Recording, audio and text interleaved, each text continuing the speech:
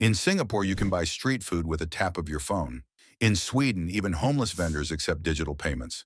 But in parts of the United States, one of the world's wealthiest nations, writing a check is still common, and it can take 3 to 5 business days for your money to actually arrive.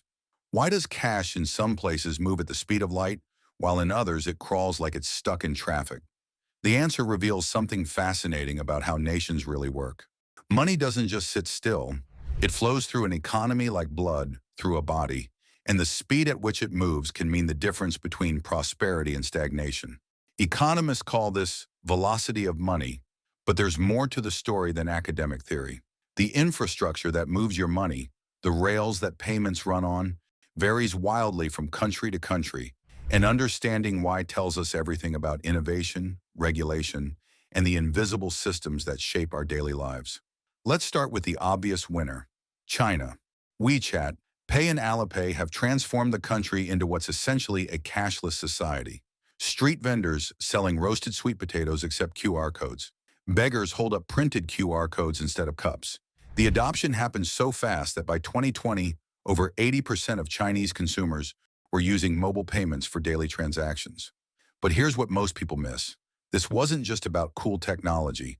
The Chinese government actively pushed for this transformation, seeing digital payments as a way to track economic activity, reduce corruption, and bring informal economies into the formal system. When your government is building the infrastructure from scratch with clear national objectives, you can move fast. Compare that to India, which launched its Unified Payments Interface, UPI, in 2016. Today, it processes over 10 billion transactions per month, making it one of the most successful digital payment systems in the world. A chai vendor in Mumbai can receive instant payments from customers using any of dozens of different apps, all talking to each other through one unified system. The secret? India's central bank made UPI completely interoperable from day one. Unlike in many countries where each payment app is a walled garden, UPI forced everyone to play together. The result? Explosive growth and near-instant money movement for over 300 million users. Now let's talk about why some wealthy countries lag behind. The United States has a paradox at its heart. It's home to the world's most sophisticated financial institutions, yet its payment infrastructure is remarkably outdated. When you write a check, that piece of paper might physically travel to a processing center.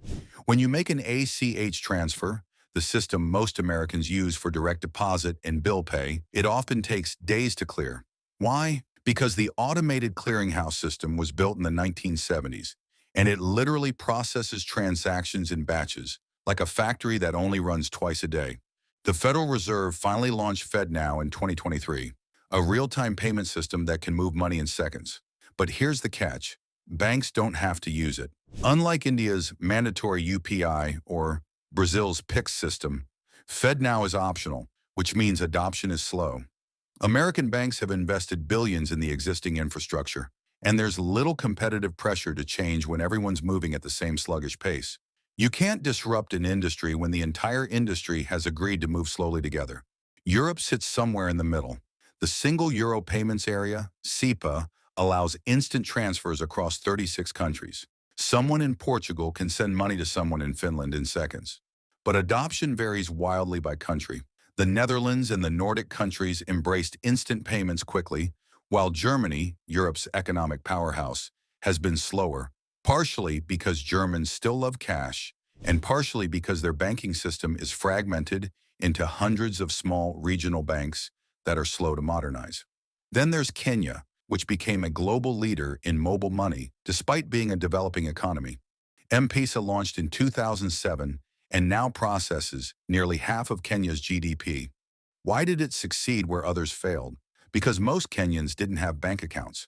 There was no legacy infrastructure to protect, no entrenched interests fighting change. When you're building from zero, you can build exactly what people need. A farmer in rural Kenya can receive payment for crops instantly on a basic mobile phone.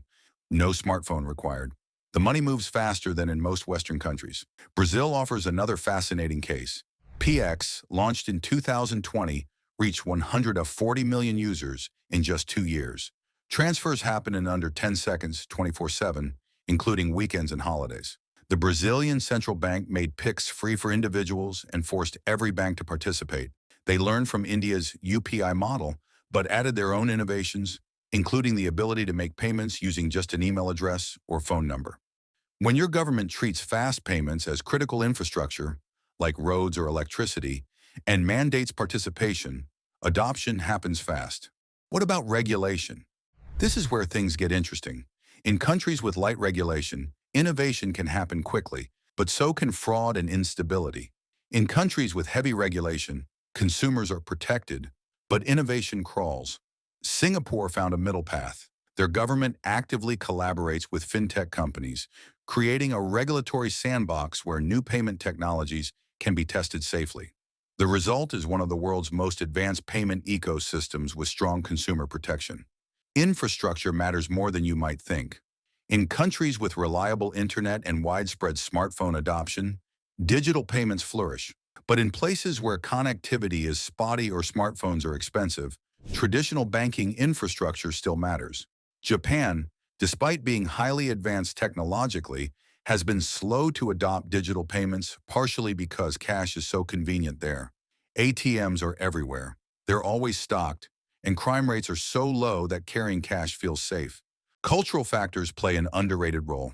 Germans value privacy and are skeptical of giving companies and governments too much data about their spending habits, which explains why cash remains popular there. In contrast, Chinese consumers were willing to trade privacy for convenience, enabling the rapid rise of mobile payments. Trust in institutions matters too. In countries where people trust their banks and government, digital payment adoption is easier. In places with a history of bank failures or currency instability, cash remains king. The speed of money movement isn't just a technical issue, it's an economic one. When money moves faster, small businesses get paid quicker, which means they can reinvest sooner. Gig workers don't have to wait for paychecks to clear. People living paycheck to paycheck have faster access to their wages. Studies show that instant payment systems can boost GDP growth by improving liquidity in the economy. Money that's stuck in transit is money that's not working. So what determines whether money moves fast or slow in a country? It's a combination of government policy, banking infrastructure, regulatory approach, technological adoption, and cultural attitudes toward money and privacy. Countries that treat payment infrastructure as a public good, like roads or utilities, and force coordination across the banking system, tend to have faster money movement. Countries that leave it to market forces often end up with fragmented systems where legacy infrastructure creates friction. The next time you tap your phone to pay for coffee or wait 3 days for a bank transfer to clear, remember this isn't about technology, it's about choices. If you found this eye-opening, subscribe for more insights into the invisible systems that run our world. And here's a question for you. How fast does money move in your country, and what do you think that says about your economy? Drop your thoughts in the comments.